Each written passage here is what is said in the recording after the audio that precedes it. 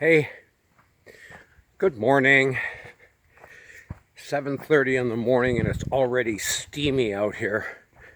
Like, humidity must be 100%. Well, 99.9 because it's not raining yet. Down the hill. All right, let's see if I can slide down this hill without slipping and falling. Probably can't tell on the picture how steep it is, but it's a pretty good grade. Anyway, first I had to climb back up. I had to climb up it, right? Now I'm going down into the ravine where the creek flows.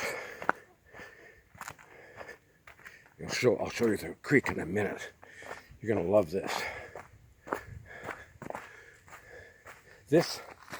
This little wee tiny creek, which is pretty much dried up this time of the year.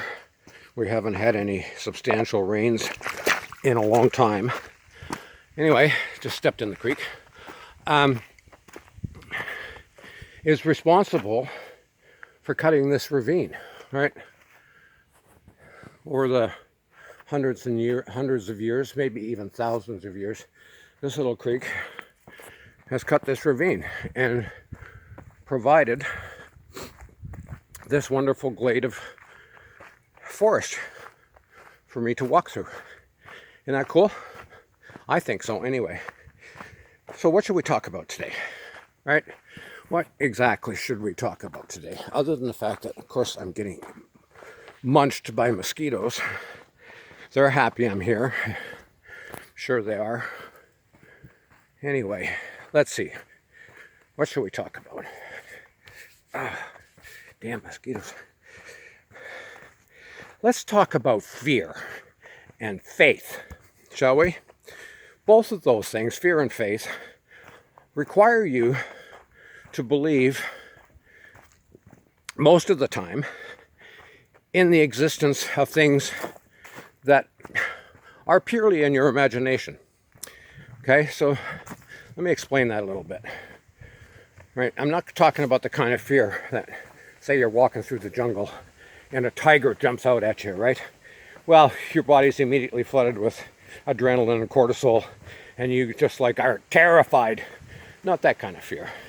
The kind of fear that you feel when you're walking through the jungle and you might be attacked by a tiger, that there is a monster lurking in the closet, that there's a boogeyman that's out to get you. That kind of anxiety that's always kind of there, even though, you know, you might be pretending to be brave out in the world, going about your daily business, being an adult, coping, you know, able to drive your car, go to work, get dressed, all that kind of stuff. Coping, right? Walking through the woods without a care on your mind. Except underneath it all, there's this layer of anxiety, right? This fear, okay? So we'll come back to talking about fear in a minute. But I want to talk now about faith. And I'm not talking about the big kind of faith, you know, the big fear example was a tiger leaping out of the jungle and clawing at you, right? Going to eat you right now. The big kind of faith is, let's say, the sun is still shining, right? The sun is still shining. Okay, I have faith that the sun is up there, doing its thing, being radiant, all of that kind of stuff. I have no way of knowing if that's true, of course, because the sun could have died, gone away, disappeared, exploded 5 minutes ago, and I wouldn't know it for another 3.5 minutes, right? So I think the sun's there. I have faith that the sun's still there. That's a big kind of faith, right? All right. And then there's the kind of underlying faith that we don't think about. Call it confident expectation, if you will, okay? Here's the kind of faith that I want to address today, I think. And that is the faith that I'm going to wake up tomorrow and the sun will still be there. Okay, so I have a faith in my continued existence, right? That confident expectation that despite the undeniable probable fact, probable fact, right? Undeniable fact that I'm going to die. And it could be today, and it could be tomorrow, and it could be in 100 years, who knows. Anyway, at some point, death is inevitable. But nevertheless, I have the confident expectation that I'm going to wake up tomorrow and that the sun is going to be out there doing his job, right? Okay, so 2 levels of faith. Underlying faith in my own existence, underlying faith in my ability to put this step in front of that step, right? Just that kind of there, you know, kind of the opposite of anxiety, right? All right, so I'm going to ignore the big real fears, you know, those heart thump inducing tiger jumping out of the jungle at you. And we're going to ignore that big layer of faith that says that the sun is still shining up there in the sky. Okay. And we're going to talk about that underlying level of anxiety, that kind of fear that permeates your very existence at all times, right? And you have to admit that that's true, even when you go about your daily life. You go to work, you have a certain anxiety about the continued existence of the work, or your relationship with your co-workers, or your boss, or all of that kind of stuff, right? You climb into your car to drive to work, there's an underlying anxiety about getting to work on time, the traffic, maybe possibly even an accident. You know, you haven't changed oil in your car in a year. You know, maybe the car's going to break down. So there's always this stuff going on, right? This fear that's in the background. Okay, what am I going to do here? Mud hole. All right. And then there's on the other side, there's this faith, this confident expectation, right? You feel confident that when you wake up in the morning, your spouse is still going to be there. Your children maybe are going to be there. Your job is going to be there to go to, right? The normal everyday events, things and circumstances that exist in the world are going to be there as they were yesterday without any big catastrophic interruption. And as a consequence, you can just go about living your life as you did yesterday and the day before and the day before and probably today as well, right? So that kind of faith, confident expectation, if you will. All right, so working my way through the jungle here. Hopefully no tigers. All right. Okay. Phew, thank goodness. No tigers. All right. So, what's the big deal about this? Okay. The big deal is this. Fear. A lot of people say that fear is a lower vibrational energy. Faith, love, all of that kind of stuff is higher vibrational energy. And so, you know, when you allow yourself to be immersed in fear, you've lowered your vibration. I have a different way of describing it, and that is this, that fear is chaotic energy. It's schizoid. It's like, you know, static. It's that noise that you have, you know, when you're trying to tune into something on a radio. So let's say you're out at sea on a ship and you're trying to tune into a channel to get some signal from shore, right? And all you're getting is a static and this background noise and nonsense, right? And so I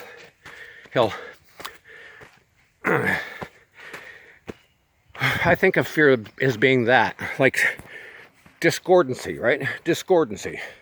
And I think of faith as being that confident expectation, as being like harmony, right? So when you live in fear, your life is all scattered, jumbled, mixed up. You're incapable of achieving personal harmony in your life, right? So it's a tough life. And when you're in that state, of constant fear, of like that underlying endemic uneasiness that literally determines so much about you, right? Your fundamental beliefs about how life is, whether it's, you know, against you or for you, right? Life, I mean, like, is the universe conspiring with you to bring into manifestation all the things that you hold as ideals? Or is the world a tough fucking place? And you have to fight and battle and struggle to get ahead because the world, the universe, is against you fundamentally, right? Go out and have to conquer things, right? Or can I just conspire with the universe and say, this is what I want, and what do I need to do in order to have that come into my existence, right? So the two different ways, right? Fear or faith, okay, of looking at things underlies everything. Your fundamental beliefs about yourself, about your existence, about the world, right? And your relationships.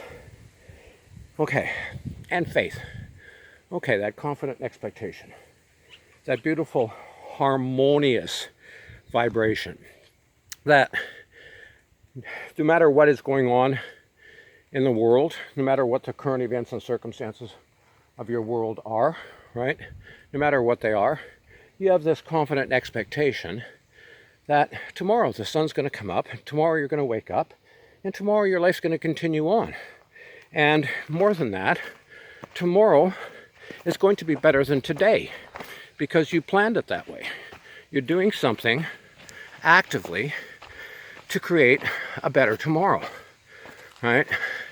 And maybe that's where faith comes from, is when you are actually actively doing something out in the world instead of just letting the world do its shit to you, right? Okay. Anyway, I don't know if any of this is making any sense to you at all, but in these times that we exist within, anybody who has any kind of critical thinking going on, even the smallest degree of critical thinking, right, can readily see that fear is being pushed at you, right? Pushed at you in many different ways. Not just on the TV set, right?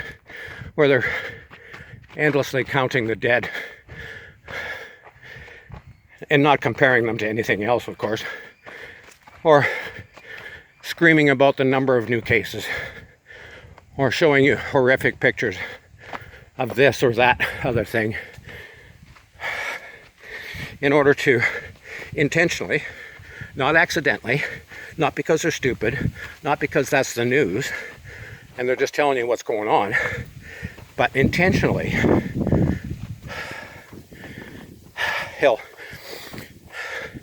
intentionally pushing fear at you, okay? Promulgating, propagating, spreading fear porn. Why? Because it creates discordancy. It creates the static inside of you where you can't think clearly, where you become easy to manipulate, where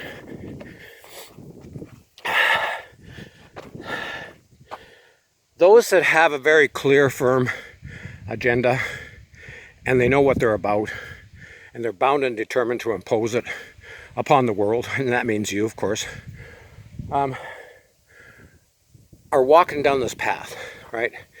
And they know that if we all were harmonious together without conflict, if we all recognized the glory, the spiritual essence of each of ourselves, and we honored and recognized that, and all of us together from different countries, different colors, different creeds, different beliefs, different attitudes towards life, if all of us stood up as one and simply said, here we are, this is me, sovereign, free, and whole, and these are my brothers, and you people over there that have something in mind that is not to our interest can just please go away permanently, right? And if you don't voluntarily go, maybe we'll help you go. How's that? Okay. All right. Just march forward, right? See what happens. Okay. So that fear is out there, is being pushed at you, right? And if you are thinking at all, now you might say I'm crazy. You might.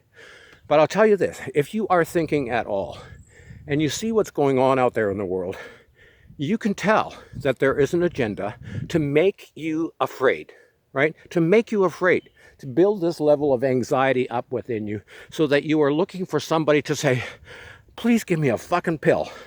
Like, where's that Valium? Or can somebody stand up and say, I got this, I'm fixing it, I'm the guy in charge and don't worry about it, I'm going to fix it, right? Okay, then you can relax and feel a little bit safe because somebody's taken charge. Or because somebody's given you that Valium that you just popped in so your anxiety levels are drugged down, right? Okay. That's what you're looking for. That's what they want from you.